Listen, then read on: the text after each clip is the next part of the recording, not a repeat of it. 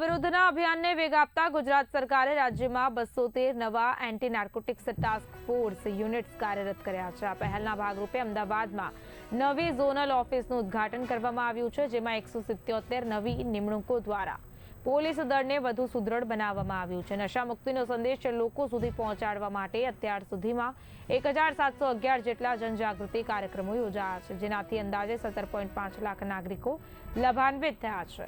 ઉપરાંત નશાબંધી અંગેની ફરિયાદો માટે ખાસ હોટલાઇન અને વોટ્સએપ નંબર પણ જાહેર કરવામાં આવ્યા। आज 12 फरवरी 2026 की रोज DG and HOPF Gujarat doctor KL Rao sir के हस्तक से ये ANTF anti narcotics task force का जोनल ऑफिस अहमदाबाद ऑफिस का उद्घाटन किया गया है। ये एक नई टास्क फोर्स बनाने में आई है, जो कि माननीय गृह मंत्री साहब के जो मार्गदर्शन हेठળ 2021 में ये एपेक्स एनकॉर्ड की मीटिंग में ये सर का एक प्रोजेक्ट था कि एक anti narcotics task force her एक स्टेट में होनी चाहिए। उसी तर्ज पर 2025 के जो बजट में ये एक नई फोर्स को नया स्ट्रेंथन करने के लिए 177 नए लोगों की भर्ती और नया महकम मंजूर